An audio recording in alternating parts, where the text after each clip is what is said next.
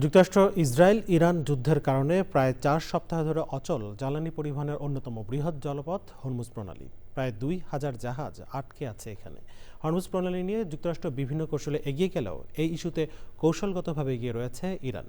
Hormuz প্রণালী নিয়ন্ত্রণে অনেক ক্ষেত্রেই ইরানের পাল্লা এখনও ভারী, জানাচ্ছেন সাইদুজ্জামান দীপু।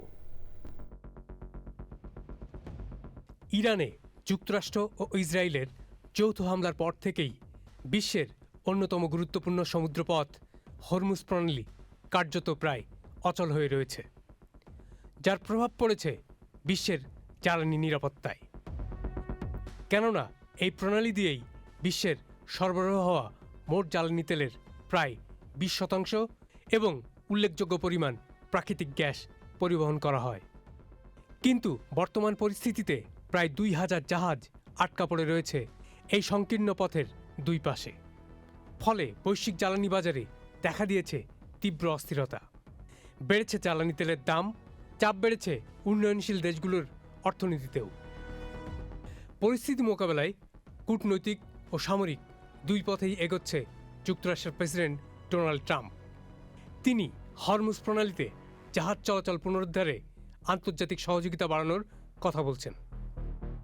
পাশাপাশি মার্কিন নৌবাহিনীর তত্ত্বাবধানে তেলবাহী জাহাজ চলাচলের পরিকল্পনাও বিবেচনায় রয়েছে। তবে বিশ্লেষকরা বলছেন, এই অঞ্চলে এখনও কৌশলগতভাবে এগিয়ে রয়েছে ইরান। কারণ মাত্র ২৪ মাইল প্রশস্ত এই প্রণালী একটি গুরুত্বপূর্ণ চেকপয়েন্ট, যেখানে জাহাজ চলাচলের বিকল্প পথ নেই। ফলে যে কোনো হামলা এড়ানো প্রায় অসম্ভব হয়ে পড়ে। আর হরমুজ প্রণালী নিয়ন্ত্রণে অনেক ক্ষেত্রেই ইরানের পাল্লা এখনও ভারী। এর একটি বড় কারণ দেশটির অপ্রচলিত যুদ্ধ পদ্ধতি, যেমন সস্তা ড্রোন এবং সামুদ্রিক মাইনের ব্যবহার, এবং অন্য কারণটি হল ইরানের ভৌগোলিক অবস্থান।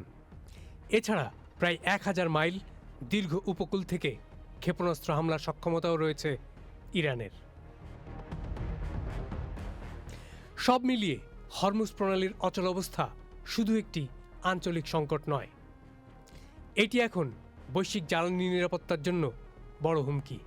তাই এই সংকট দ্রুত সমাধান না হলে এর প্রভাব আরও গভীর হতে পারে বিশ্ব অর্থনীতিতে।